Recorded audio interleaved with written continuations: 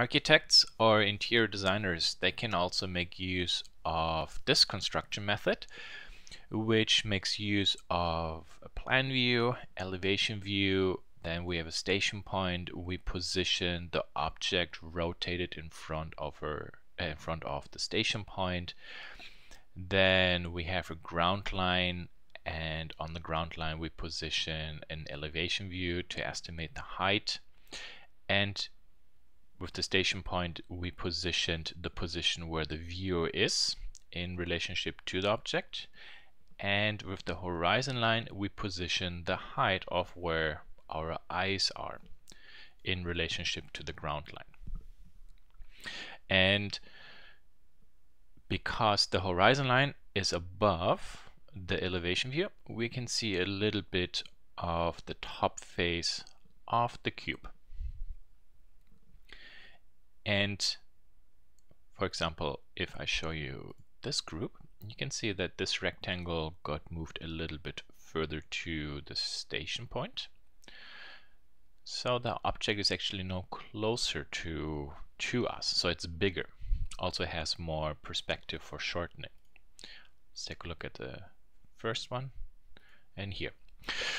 So to summarize, via rotating the elevation view, we can make sure how much of the left and right face we will see in perspective, and then with the elevation view we can also specify the height, and then in relationship with the horizon line we can specify, do we see it more from the ground or do we see it more from above. So let me show you now how actually we can create such a drawing. We will start with just a line for the picture plane, undefined left and right vanishing points, and our cone of vision, and the to scale plan and elevation view. So the plan view we can make a copy and then move to wherever we would like it to be, and then we can rotate it. How much I rotate it defines how much I see of the left and the right faces. Good. Then I can create a line from the station point through my object till it hits, for example, the picture plane. That basically, think about it, works as the center line of your eyes and how it slices through the object. So this one now we can either move to the left or to the right, but it has to be inside the cone of vision, so this would not be okay, this wouldn't be okay. And of course we can also move it closer or further away from your eyes. So let's say we keep it this way. Now we have to figure out where are actually my right and left vanishing point. And to do this is pretty easy. In Affinity I just draw a line like this, so I snap to these endpoints, and then this line, you see now with shift I can proportionally scale this one up, and I want to line it up down to there. Okay, and let's increase this one maybe till there. So that tells us that I might actually have to move everything a little bit over till, let's say there. This cuts the picture plane. Now we have to do the same with that side, so there and there. Okay, let's scale this one up, and then I will position this one down there, scale this more. Okay, a little bit too far off. I could extend this line there. Perfect, good. So now we found actually the left and right vanishing points. So let me position these markers correctly.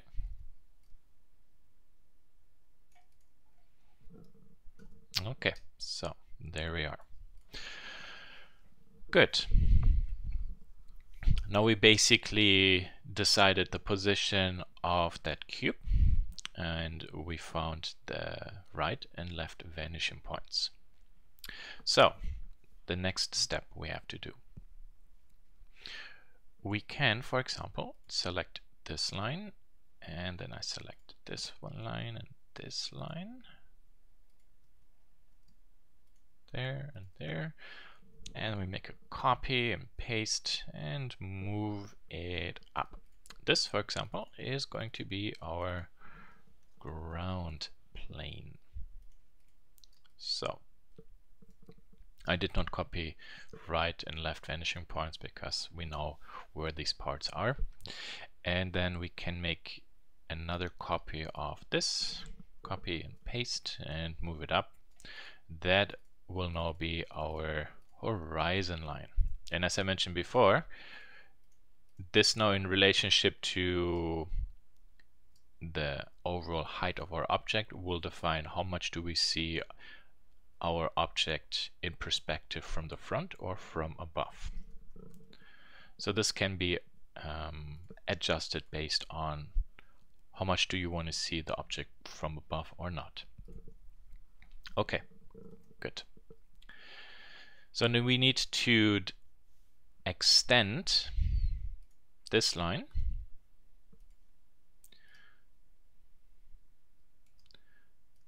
and I scale this again just with Shift till it hits actually the picture plane, and where it intersects the picture plane we can draw a straight line up. So this line is called the height line.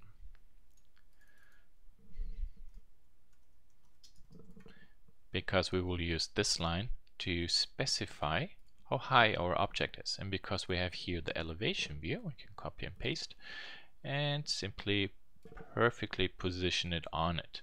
Yeah. So now here we have 1 point and 1 point. So this point is a reference point on the ground, and this is a reference point of the maximum height of our box. Okay, good.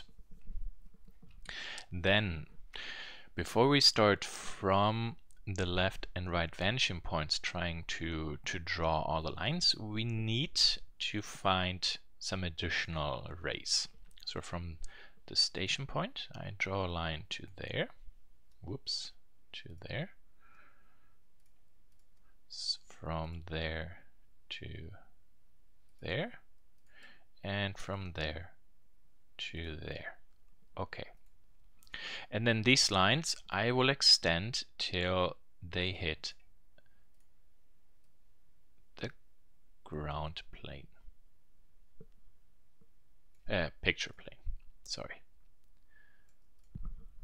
And where they hit the picture plane, from there, similar to the height line, I just draw some lines straight up.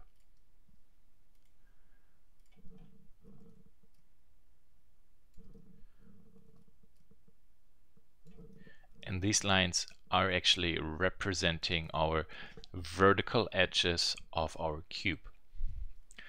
But even while we have snapping, always make sure everything snaps to the correct snap target. Good. So we are actually ready now to construct our cube. So from, let's say here, left vanishing point through this point, I make a line, and then I will extend this one actually till it hits this line here. You will see. And there. And that means this one actually I have to extend a little bit. There. And there. Okay. And to make everything a tick easier to read, let me select these lines and let's dash them. Yeah. Okay, good. There, that's easier to read. So I will do one more line from there to this point, and then I will extend this one again to this vertical height line. Because you can see now, this is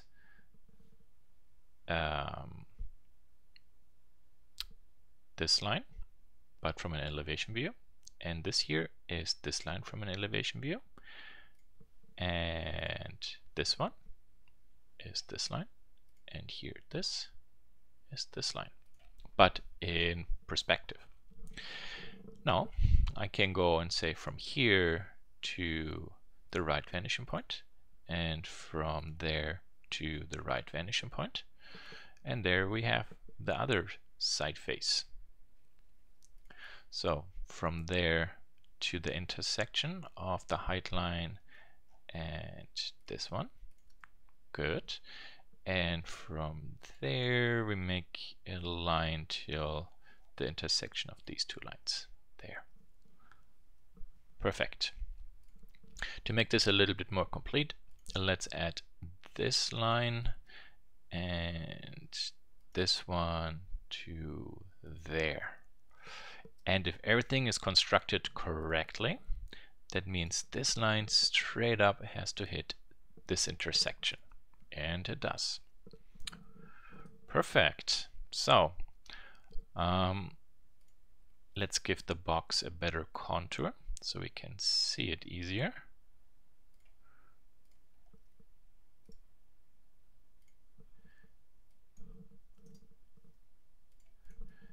And there we have it.